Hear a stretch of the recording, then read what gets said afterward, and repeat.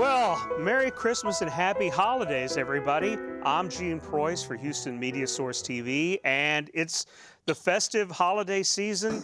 It's time to start thinking about what we're going to have for holiday dinner, who's on our naughty list, who's on our nice list, and it's time to start thinking about what we're going to be giving people. But you know, it's not just a season about what we give ourselves, I'm first on my list, or what we give others. It's also, what do we do about people who may not be in that same situation, who may need a little bit of help?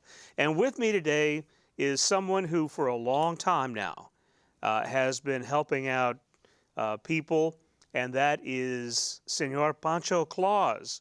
Welcome. Ho, ho, ho, Gene. Feliz Navidad. Feliz Good Navidad. to be here. It's a pleasure to have you with me. I've been watching you for a long time. I see you, and I wait for you to come, and so it's great to have you in person and to actually sit down and talk to you. I wanted to ask you, how long has Pancho Claus been out circling the neighborhoods, bringing love and joy to young people? Well, this makes our 42nd year. We started in 1981, so it's been a long 42 years, but it's been a happy one. How did Pancho Claus get started? Well, I was working at Ripley House, working with teenagers, youth there primarily, having classes in things that interested them, like lowrider bicycles, hip-hop, breakdancing, acting, singing. And then I noticed that at Christmas time, I got to feel that I shouldn't ask about Christmas, because too often the answers were that, in a nice way, they didn't care, that they didn't get anything for Christmas. And it was just a given. It wasn't a big deal, you know? But it was a big deal to me and to my friends. And so we started getting toys together from different people we knew. In the first year, we went out to about 10 families on Christmas Eve and gave out toys. In the second year, we gave out maybe 20 families. And so it's grown into the monster it is now, which is like 20,000 gifts is our goal this year. Last year we did 17,000. So Pancho, I've got to ask this question. How are you related to Santa Claus? A lot of kids ask me, is there a Santa Claus? Are we supposed to believe in you? And I tell them, no, Santa's my primo. We call him el güero. But Santa is getting older, like Pancho Claus is not, but Santa is. And some things fall to the cracks. Some things he forgets, and he doesn't mean to. And that's where we come in. A lot of people think that I, Richard Reyes, am Pancho Claus, but I'm not. I wrote a play called Pancho Claus, and then it became a band, and parades and appearances, and then the gift giving. And but the truth of the matter is that all the people that helped me are Pancho Claus. I got to ask, I'm 72 now. I got to ask when I was 70. So what is the future of Pancho Claus? Which is a nice way of asking what's going to happen when you die. So the future of Pancho Claus is already here, because like I said, it's not me. It's the mom and pop stores, bars, dry cleaners, company parties, family parties that collect toys. It's the lowriders that go with us. It's Constable Precinct 6, Houston Police Department, Ed Gonzalez Sheriffs that help us and escort us through different gift-giving events. It's so many people, the people who volunteer to go drop off the toy boxes to collect and pick them up. And all those people together is Pancho Claus. And anybody can be Pancho Claus. We've sent out 3 Pancho Clauses on Christmas Day in different ways.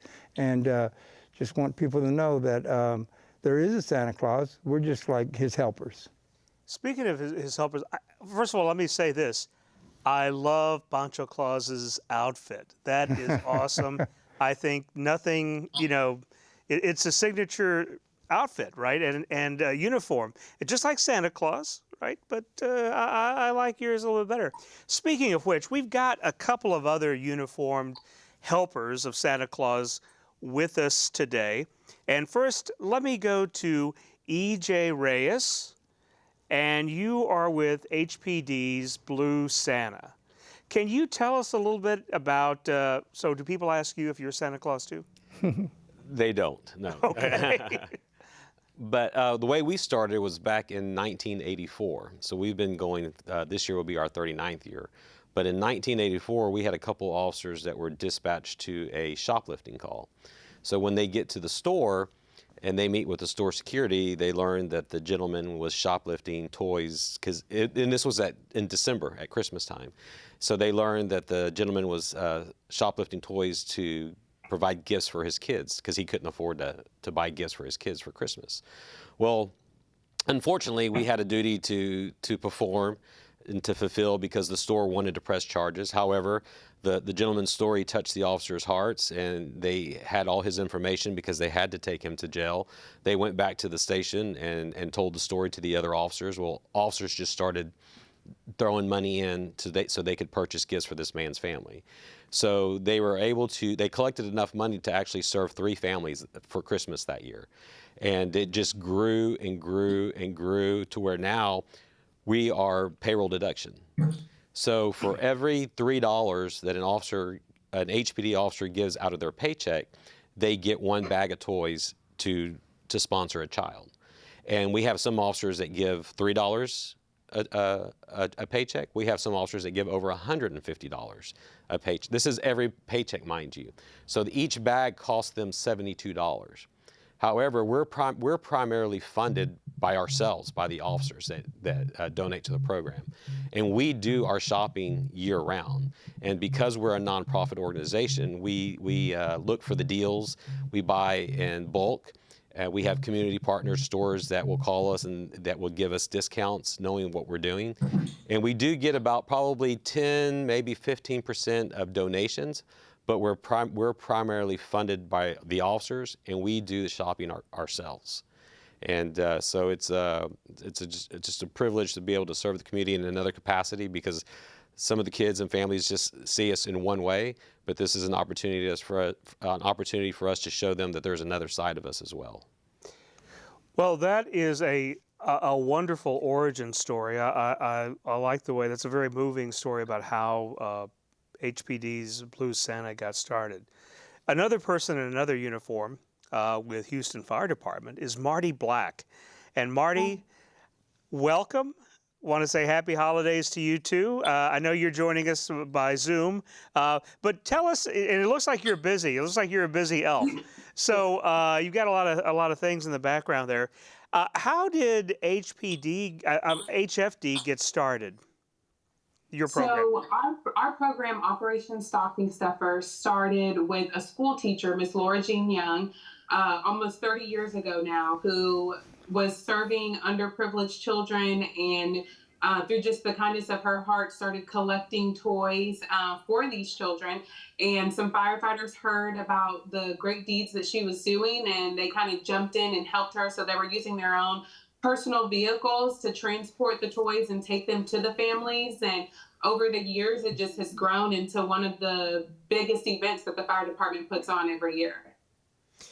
You know, all 3 of the stories, whether you're talking about, children at Baker Ripley who Santa Claus misses, I mean, he's a busy guy, or, somebody who was shoplifting because they didn't have anything, right? Maybe one of the missed kids, or that a teacher was doing it. Those are really moving stories, and I think that gets at the heart of what the season's all about. And it's, we talk about Christmas, but there's other holidays around this time, and they're related about giving and thinking about others at this time of the year. And I really find all these stories very moving.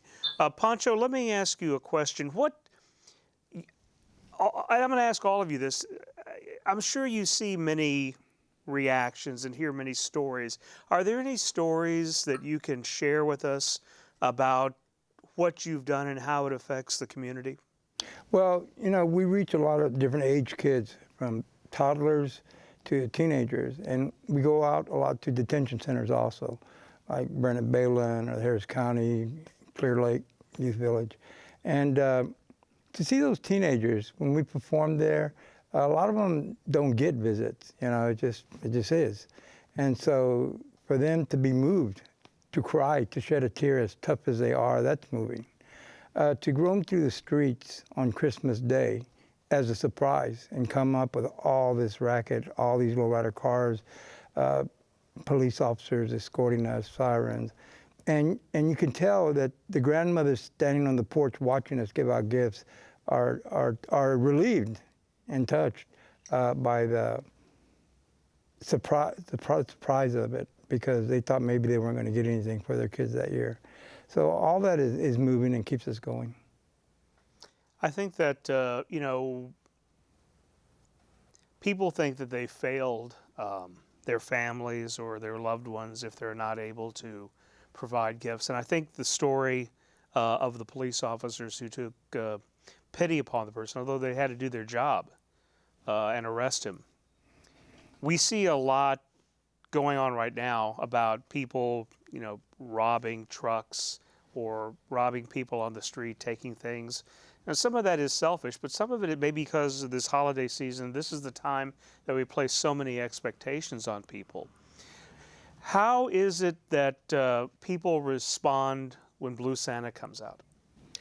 I mean, I think they're able to see that there's a heart behind the badge. Again, a lot of them see us in a certain capacity, but realizing that, we are human as well, and we do have a stake in this city as well. And one of our major events, another event that we do is a shopping event that Blue Santa sponsors, a shopping event.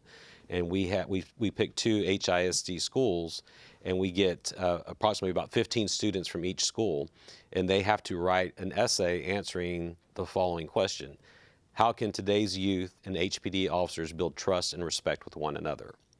And it's presented to them as a contest. It's not a contest. Every child gets the sponsorship, but we present it that way because we want them to have self-respect, and that they worked for this shopping spree. They get $150 at a Walmart store as a shopping spree, but we want them to know that they worked for it and they earned it, and it wasn't just something that was given to them. And we actually have that event tomorrow at the Walmart store at 111 Yale Street, where an officer will accompany them as well with the shopping. And what's touching about it is these kids that are selected, they're the most economically challenged students. It's $150 for them to spend how they please. And what's touching is that you see them, they're buying necessities. They're buying hygiene products. They're buying clothing as opposed to toys. And some of these are young kids. And then they'll end up buying for their siblings before they buy it for themselves. And so every officer always ends up throwing in additional money because they see what they're buying. What 8-year-old, if my kids are older, but if at the time when my kids were 8-year-olds, they would not be going to the store to buy hygiene products or food. They would spend that money on toys. But these kids, they don't, the lifestyle that they have to live where they're at, they're having to buy the necessities that they need to live. So it's very rewarding and touching to see these kids and the smiles on their faces when they're able to get this shopping spree and go out and buy these things for themselves and for their families as well. So. Marty, what about for the fire department? What is Houston Fire Department? What kind of stories have you seen? Can you share?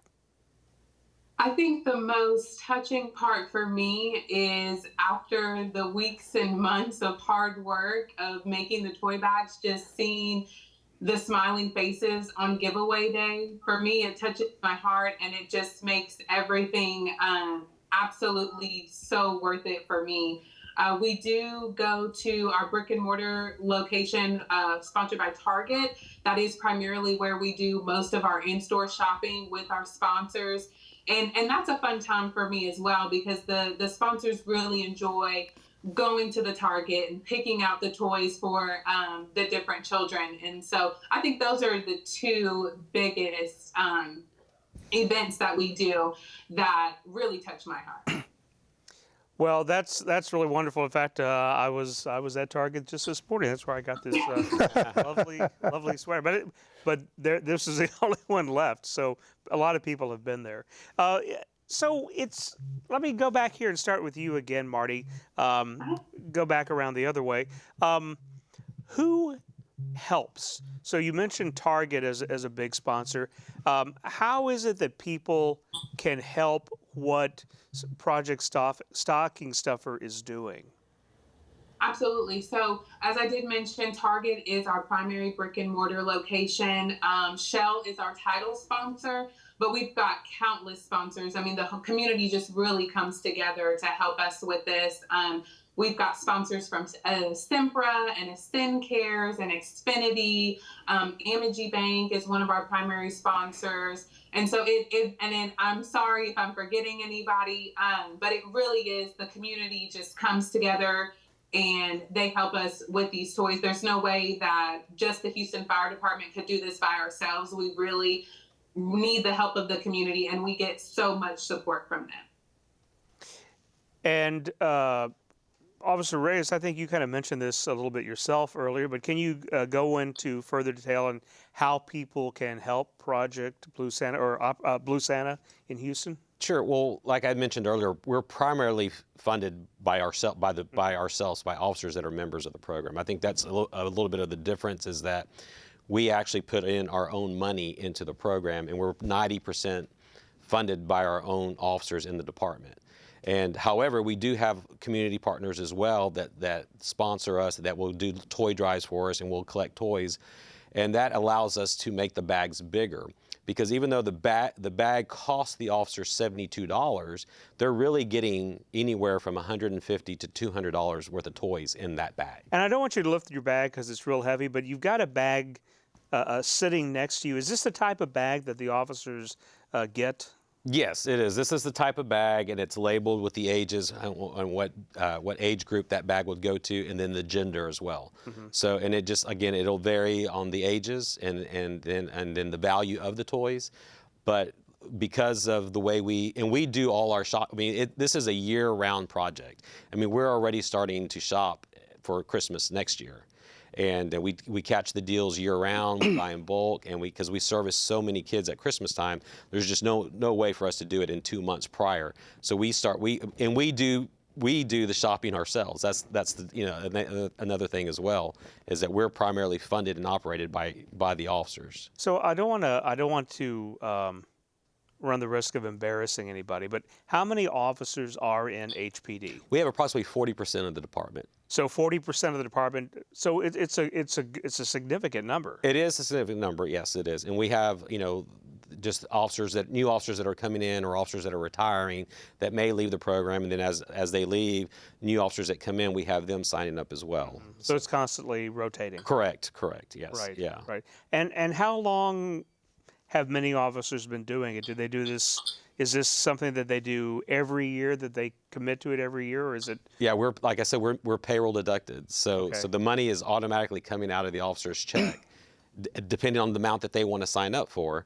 And it's constantly coming out into our nonprofit account unless they stop that payment, unless they have to fill out the paperwork in order to stop that payment. But okay. But yeah, they're there. They've been there for years and years and years. So do you get any help from the outside community or from sponsors? We do. We do. Like I mentioned Walmart, we have several sponsors as well that allow us to supplement the bags and make them a little bit larger for the kids. Mm-hmm. And but yeah, there's many. I mean, I'm not going to mention them because I know I'll forget some of them, right. But we do have quite a few that will donate, do toy drives for us to allow us to supplement the bags and make them a little bit larger for the kids. Yeah.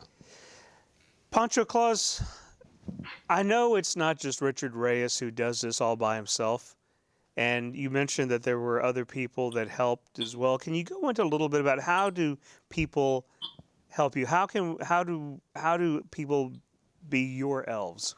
Well, we don't have like a department behind us, like the fire department, police department. We have no paid staff, so everything's volunteer. So we really depend on our volunteers. And we depend on people, even a couple of lowriders will help us if anybody has a lowrider to go through the streets with us, but also people to come and help sort toys, or people to pass out toys on the different days or even take photos. We have a day where we bring Santa, and we need help with those kind of projects.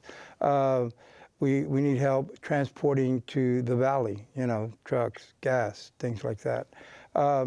So although we have volunteers, when you don't have anybody on staff to do a project this big, 20,000 toys, it's a little rougher, and there are some costs, because we supplement big Christmas parties like Sheila Jackson Lee's 2,000 or Consul Trevino's 2,000 kids at the George Brown, or Navidad en Barrio this Saturday, 2,000 kids. So they have 2,000 kids, they need entertainment. So we'll bring the band, you know, or we'll do a play at a school for their Christmas program. But we do pay our actors and our musicians and like that. But with our funding going just about dry, I mean, we're about 10% of what we were getting 2 years ago, say. I mean, last year we made 10% of what we made 2 years before that. And this year we're like at 8%. So when we have to cut, that's what we cut. We cut the performances. So we're only doing like one band performance this year, for instance. We want people to send us $5 or $10 in our Pancho Claus GoFundMe, Pancho Claus 2023, if they can. That would certainly help a lot. And to call us at the Latino Learning Center if they want to volunteer, or if they have toys or want to help us sort toys. We need help in all kinds of ways. So volunteers are really appreciated. So let me come back and ask you this other question, because yours is a little bit different. And you mentioned it. Pancho Claus isn't just in Houston anymore. Well, Pancho Claus has been around since the 40s. You know, Pancho Claus is, there's a guy in California, can't remember his name, but he did a Pancho Claus record in the 50s. But those Pancho Clauses were more symbolic, and it was more like a Mexican in a sarape and a sombrero and a burro.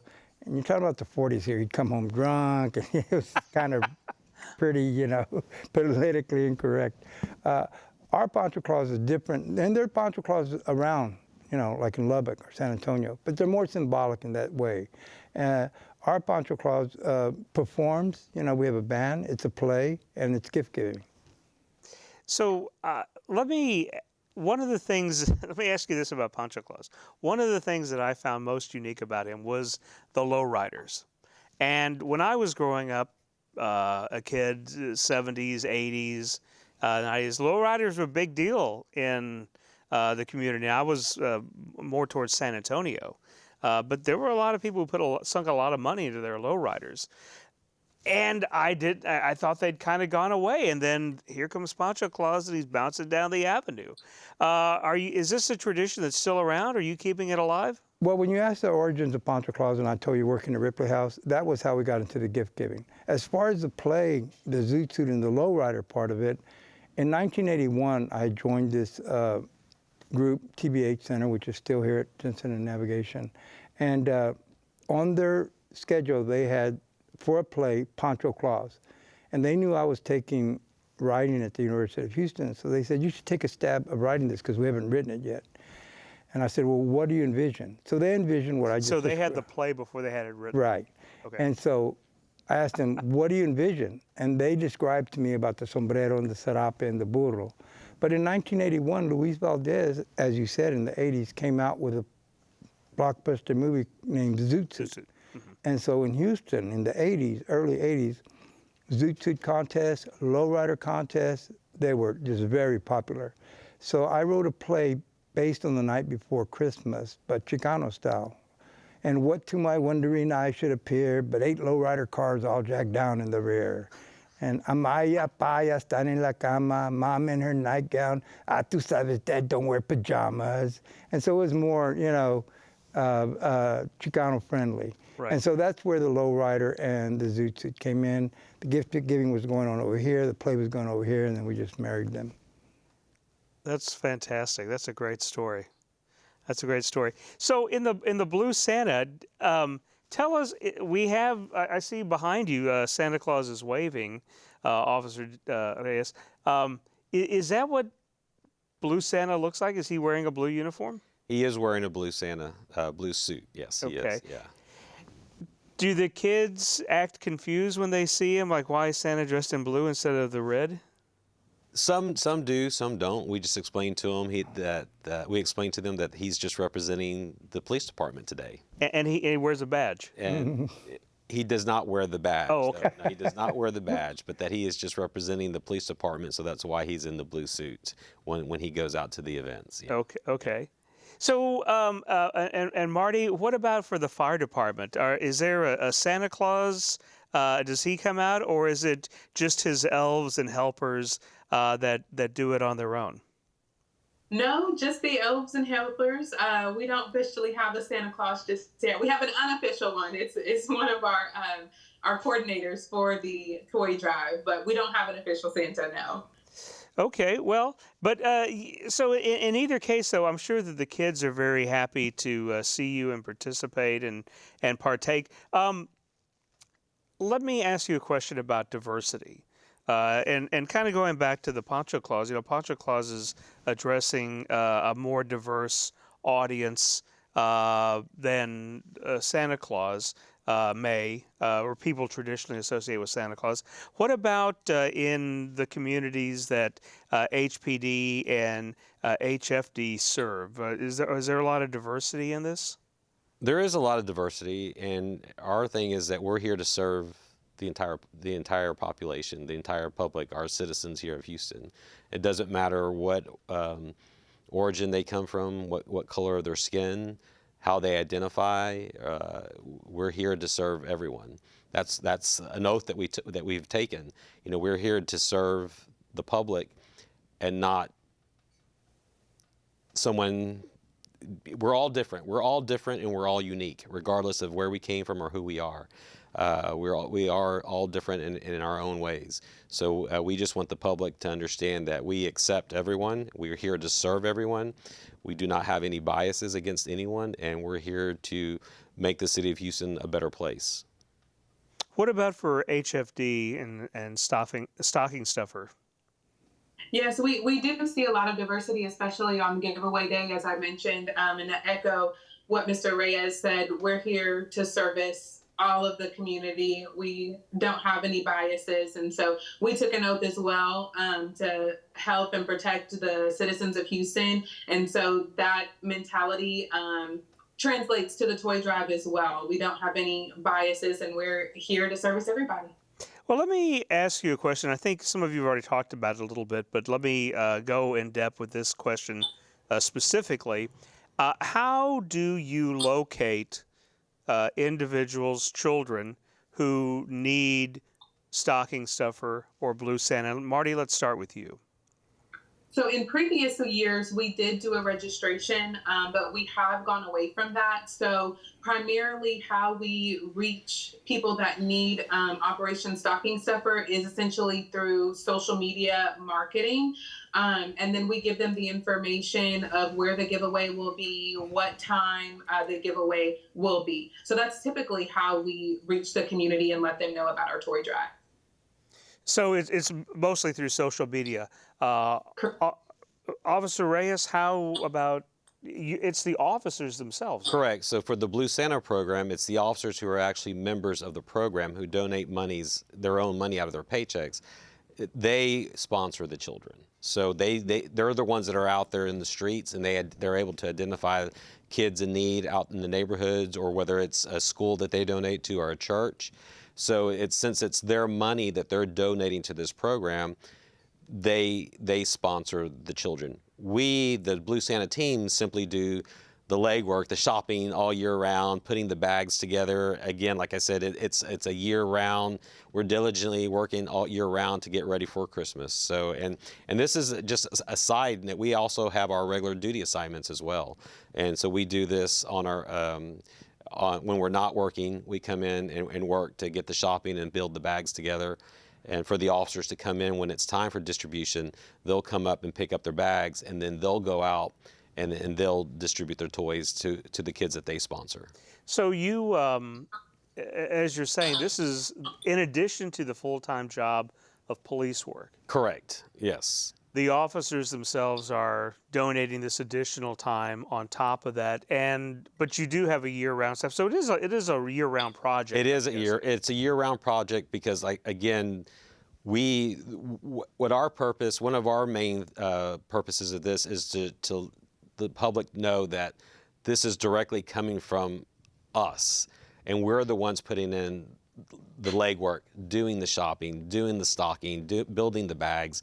We do have sponsors that help, like I said, which we appreciate tremendously because we're able to supplement the bags and make them bigger. However, we're 90% primarily funded by the officers and doing all the shopping and building the bags all year round to get ready for the Christmas time.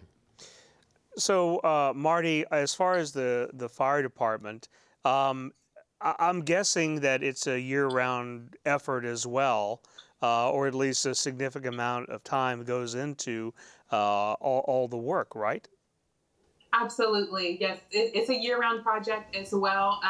But we're not as far as HPD. We haven't started shopping for next year yet. But it is definitely a year-round project. We receive sponsorships and people interested in helping out all year. So we typically start shopping with our sponsors, I would say, at the beginning of December. That's really when things start ramping up. But the rest of the year is when we deal with the logistics and things like that. Well, both of you, the police department and the fire department, working that far in advance reminds me of how my mom used to shop for Christmas. She was buying Christmas stuff and squirreling it away like in January and July and all this stuff. I was never that good. I was more, rushing out to Christmas and fighting with everybody else. So, Pancho Claus, I know yours is more of a, it's more Pancho doing most of the work himself with some help. And it's not a year-round effort for you. So when is busy season for Senor Claus? Well, yeah, December. We go up until January 6th. We give out presents for Dia de los Reyes. We'll be in the valley after Christmas too. So we primarily start about November, starting to decorate the toy collection boxes and getting them out to about 100 different locations in November. And yeah, we get pretty busy then. So let me come back around here. I'm going to ask a personal question of you all.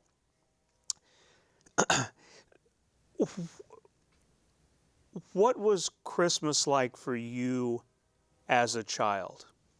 Well, Christmas for me, I had a single mom, and we're living alone. And I don't think, I'm sure my mom never told me about Santa Claus. She wasn't raised with Santa Claus. She was raised in the valley. And it wasn't a big deal when she was raised. I'm talking about the 20s and 30s, Santa, the myth of the story of it. And so I knew where my presents came from. I knew my mom. On the other hand, I was not raised in a Latino neighborhood. We were one of the poorest families there. I didn't know that at the time.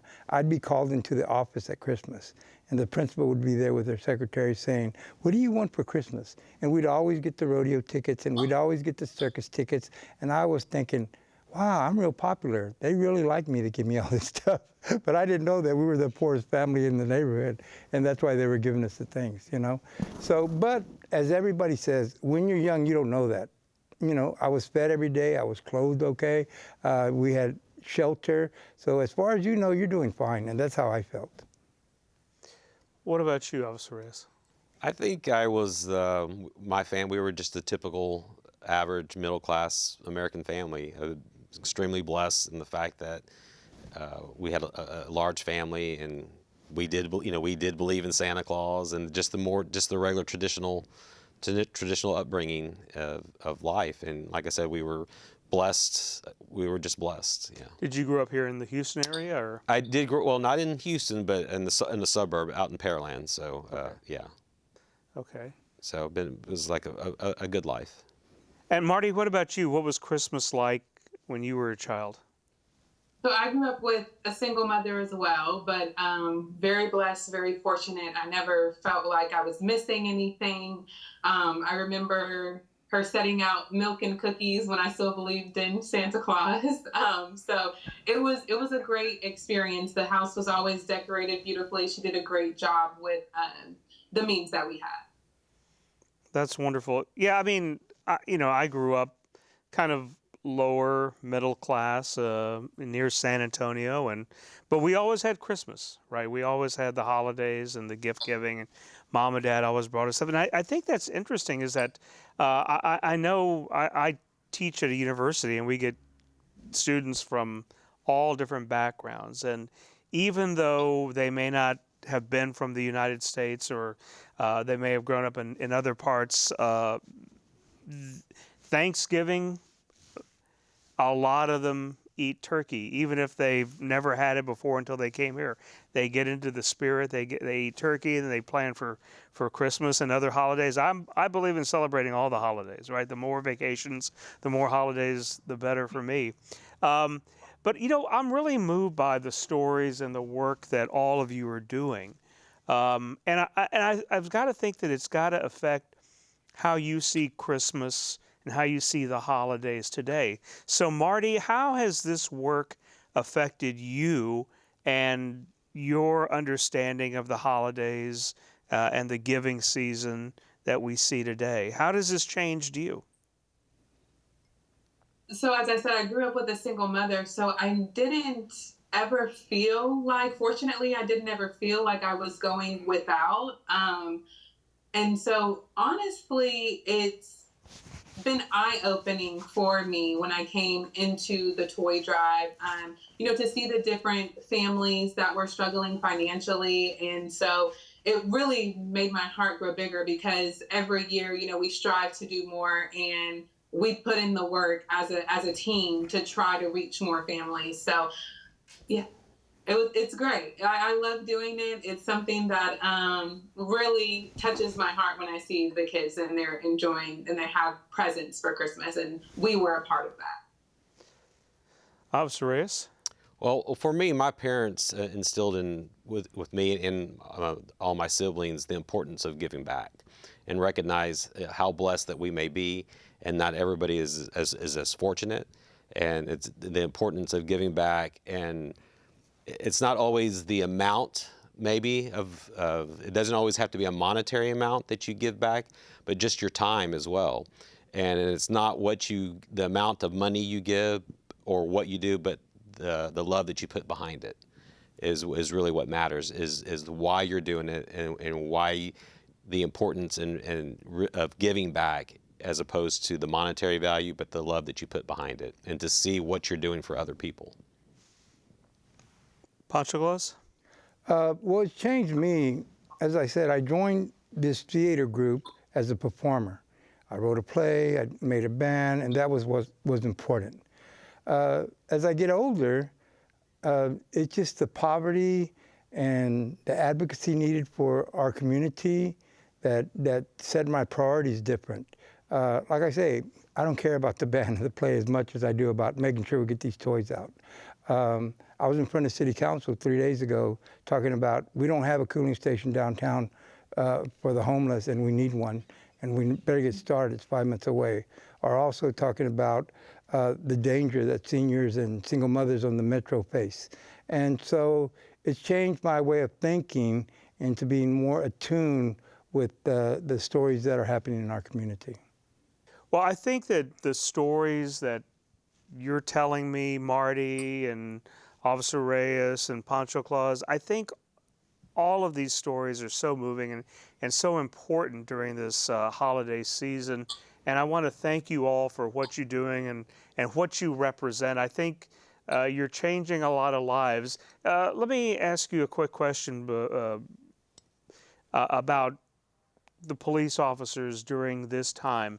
I mean, I think that you probably see a lot more than repeats of this one person who was stealing during the holiday season for his family, and I'm sure you still encounter that.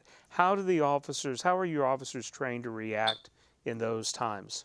Well, again, what the public needs to realize is that we do have a duty to perform.